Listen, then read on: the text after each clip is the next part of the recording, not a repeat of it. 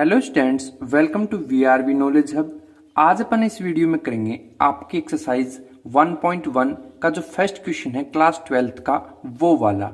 इससे पहले मैंने इसके ऊपर इंट्रो या बेसिक वीडियो बनाई थी।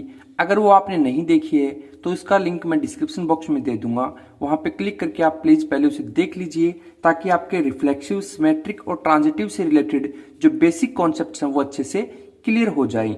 वही मैं आपको बता दूं कि अगर आप इस पूरे चैप्टर का या फिर 12th के किसी भी चैप्टर का कोई पीडीएफ चाहते हैं तो उसका लिंक भी आपको डिस्क्रिप्शन बॉक्स में मिलेगा, जहां पर आप क्लिक करके उसे डाउनलोड कर सकते हैं। और साथ ही साथ अगर आप चैनल पर नए हैं तो चैनल को सब्सक्राइब जरूर कर लेना। तो चलिए फर्स्ट क्वेश्चन को शुरू करते हैं। इसमें हमें पूछा गया है, determine whether each of the following relations are reflexive, symmetric and transitive. कि आपको यहाँ पर कुछ कंडीशंस दी हैं और उनको देखते हुए, उन रिलेशंस को देखते हुए बताइए कि क्या वो RST की फॉर्म में है, रिफ्लेक्सिव, सिमेट्रिक और ट्रांजिटिव की फॉर्म में है। तो अपन यहाँ पर फर्स्ट क्वेश्चन देखते हैं, relation R in the set A कोई सेट दिया हुआ है तो मैं एक बार यहां पर लिख लेता हूं आंसर नंबर अपना फर्स्ट का फर्स्ट पार्ट। ओके, जहां पर गिवन है ए सेट में क्या दिया है 1 2 3 ऐसे डॉट डॉट करके 14 तक, यानी कि 1 2 3 फिर डॉट डॉट डॉट 13 14 तक दिया हुआ है। जहां पर डिफाइन किया है किसी रिलेशन को, है ना, तो मैं यहां लिख देता हूं इन सेट बिल्डर फॉर्म। ये आपने 11th क्लास में देखी होगी सेट बिल्डर फॉर्म। तो यहां पर R इज इक्वल टू लिख लेते हैं x, y सच दैट है 3x minus y is equal to 0। ये जो थी, अब मैं इसको सोल्व करने से पहले ये इजी रहता है अगर आप इसे रोस्टर फॉर्म में कन्वर्ट कर लेते हो। तो पहले मैं आपको वो पार्ट कन्वर्ट करके दिखाता हूं। तो यहां पर लिख देते हैं नाउ इन रोस्टर फॉर्म। ठीक है, तो रोस्टर फॉर्म में कन्वर्ट करने के लिए हमें करना पड़ेगा कुछ रफ वर्क, जो कि मैं इधर आपको करके दिखा देता हूं। यहां मैंने लिखा रफ वर्क। तो यहां देखिए जो आपकी सेट बिल्डर फॉर्म है इसमें ये वाला पोर्शन है, इसे अपन थोड़ा सिंपल करेंगे। यानी हमें दिया गया है 3x minus y is equal to 0। इस y को इधर रिप्लेस कर दें तो ये बन जाएगा 3x is equal to Y, या फिर आप कह सकते हो y is equal to 3x। अब यहां पर हमें क्या करना है, इस x की जगह पर 1 2 3 ऐसे जो नंबर दिए ना सेट में, इनको रिप्लेस करना है। मान लीजिए मैं सबसे पहले कह दूं PUT put x is equal to 1। इस x की जगह 1 फिल कर रहा हूं, यानी ये आ गया y is equal to 3 into 1 यानी कि 3। तो y की फर्स्ट वैल्यू आपकी आ गई 3। फिर मैं अगर कहूं PUT put x is equal to 2 तो y की वैल्यू क्या आएगी 3 इंटू 2 यानी कि 6। तो जब अपन ने 2 रखा तो क्या आया 6। अब रख के देखते हैं 3, PUT put x is equal to 3 तो y की वैल्यू आ गई 3 इंटू 3 यानी कि 9। फिर अपन पुट करते हैं PUT put x is equal to 4 और जैसे ये पुट किया तो y की वैल्यू आ गई 3 इंटू 4 यानी कि 12। और ऐसे ही अपन पुट करेंगे PUT put x is equal to 5। जैसे ये पुट किया तो y की वैल्यू आ गई 3 इंटू 5 यानी कि 15।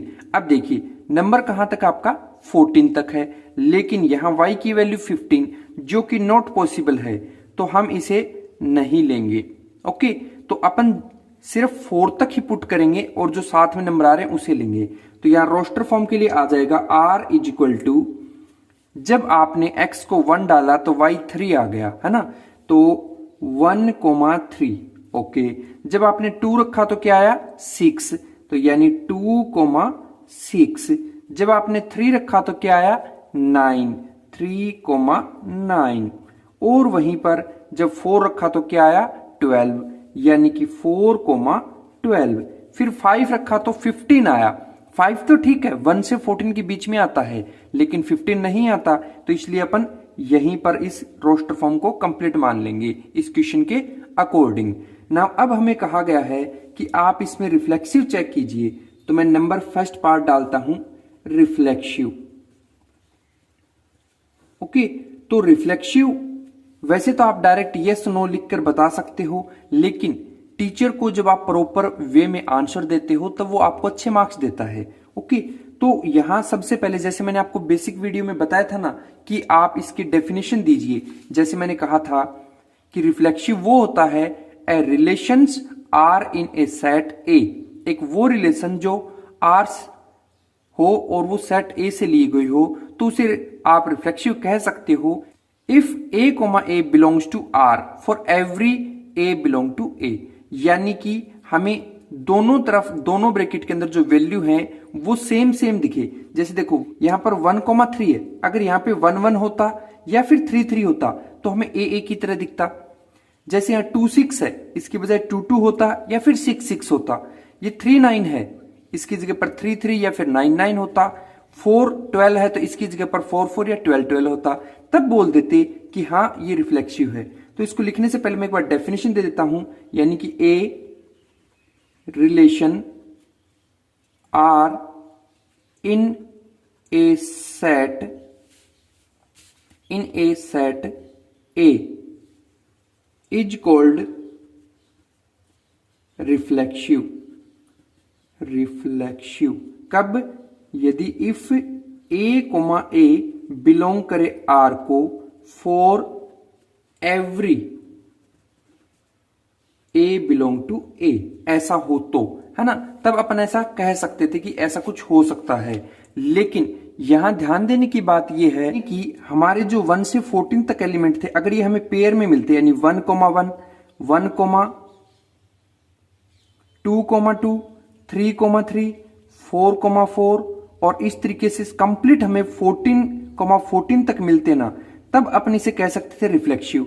जबकि रोस्टर फॉर्म में देखते हैं तो 1,1 कहीं पर नहीं है, 2,2 भी कहीं पर नहीं है, 3,3 भी नहीं है, यानी कि यहां तो हम एक पेयर को भी नहीं देख पा रहे हैं कि जो सेम सेम हो। तो इसका मतलब ये रिफ्लेक्सिव नहीं है। तो मैं यहां पर आपका आंसर लिख दूंगा। क्या? कोई एक एग्जाम्पल देना कि जो हमें सेटिस्फाई नहीं किया था, अपना आंसर हो जाता है।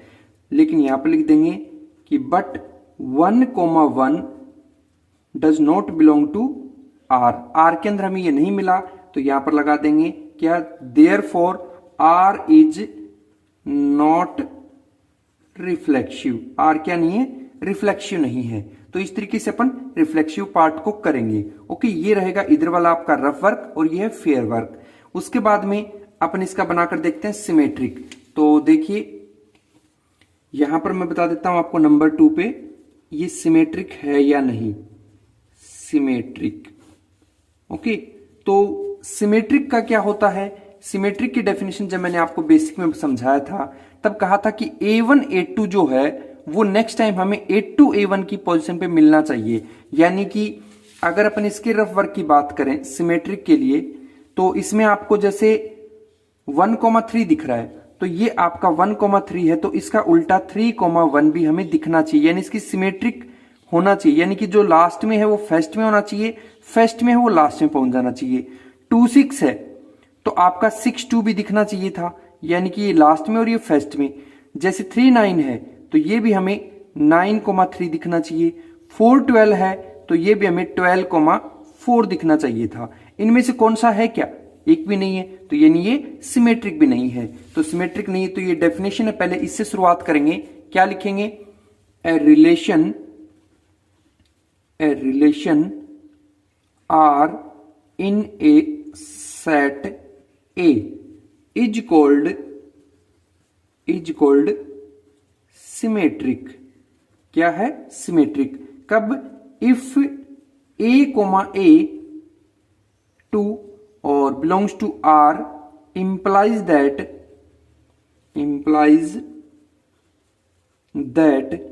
A2, A1 होना चाहिए था belongs to R for all A1, A2 belongs to A होना चाहिए था। यानी कि हमें जो ये रिलेशन मिली इसके अंदर हमें 3,1, 6,2, 9,3, 12,4 एक भी अगर ऐसा मिलता है तो अपन सोच सकते थे कि सिमेट्रिक है। बाकी मिलनी तो हमें चारों चाहिए। ओके, तो इस वजह से यहां पर अपन सीधा सा बोल देंगे क्या? हेयर 1,3, देखिए दिख रहा है 1,3 बिलोंग्स टू आर है, but 3,1 does not belong to R. तो ये एक एग्जाम्पल नहीं मिलने की वजह से अपन क्या करेंगे, सिमेट्रिक नहीं है। बाकी और ये वाले भी होने चाहिए थे, ये भी नहीं है, लेकिन हम तो एक से ही आंसर अपना शो कर सकते हैं। तो यहां पर लिख देंगे therefore R is not symmetric. Okay, तो इस तरीके से अपन इसको सिमेट्रिक शो कर देंगे। नाउ अब देखते हैं इसका पार्ट नंबर 3 ट्रांजिटिव। तो नंबर 3 पे डाल दिया अपन ने ट्रांजिटिव। तो ये ट्रांजिटिव क्या होता है, इसकी डेफिनेशन इस तरीके से यहां पर है क्या कि A1 A2 है वो बिलोंग करे R को, एंड A2 A3 है वो बिलोंग करे R को। तो ऐसे में A1 और A3 भी बिलोंग करना चाहिए R को। रफ वर्क के अकॉर्डिंग अगर देखें तो यहां पर देखिए ट्रांजिटिव का ये जो है ये सिमेट्रिक का था रफ वर्क, ये वाला जो था ये आपका रिफ्लेक्सिव का था। तो ट्रांजिटिव अपने को क्या बोलता है, ट्रांजिटिव कहता है A1 A2 हो, यानी कि अगर अपन कह रहे हैं कि 1,3 है तो हमें 3, के साथ शुरू होने वाला कुछ एलिमेंट चाहिए। अगर ये ऐसा मिला तो हमें 1,9 चाहिए। जैसे मान लीजिए मैं कह रहा हूं कि 2,6 है, तो 6 से शुरुआत होने वाला कोई एलिमेंट है। हमारे यहां पे देख सकते हो कि 1,3 था, 1,3 है, इसका 3 कहीं से शुरू हो रहा है। हाँ जी, ये 3 और 9 हो रहा है, बिल्कुल। तो क्या यहां पर 19 है, नहीं है, तो इसलिए ये ट्रांजिटिव नहीं है।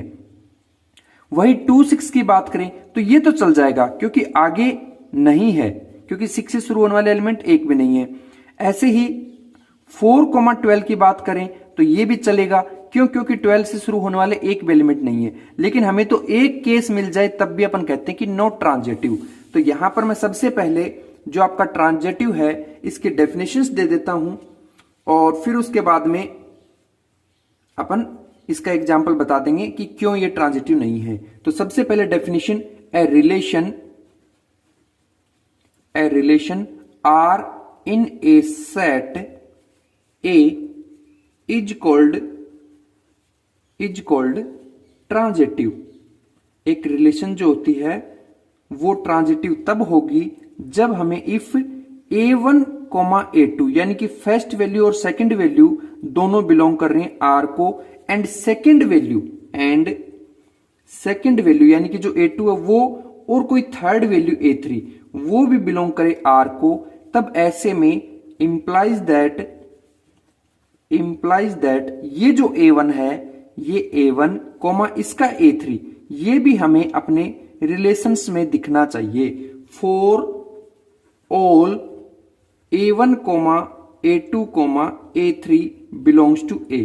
तो यहां पर हम एग्जाम्पल दे सकते हैं कि हेयर अगर बात करें A1 A2 की तो हमें मिला था 1,3 जो कि बिलोंग कर रहा है R। देखिए ये आपका A1 है, ये आपका A2 हो गया। तो A2 हो गया तो यहां पर A2 की जो वैल्यू 3 है वहां से शुरू होने वाला एलिमेंट चाहिए। तो मैंने अभी बताया था ना कि 3,9 है वो भी बिलोंग कर रहा है R को। ओके, बट यहां कह सकते हैं कि ये जो 1 है ये A1, A3 चाहिए। A3 कौन है, 9 है, यानी कि 9 ये हमारे कहीं पर भी रिलेशन में नहीं है। तो यानी 1,9 does not belong to R। तो यहां लिख देंगे लास्ट में कि R रिलेशन जो है R इज नॉट ट्रांजिटिव। क्या नहीं है ये ट्रांजिटिव नहीं है। तो इस तरीके से अपन इनकी डेफिनेशंस के साथ में आपको आंसर अच्छे से दे सकते हैं।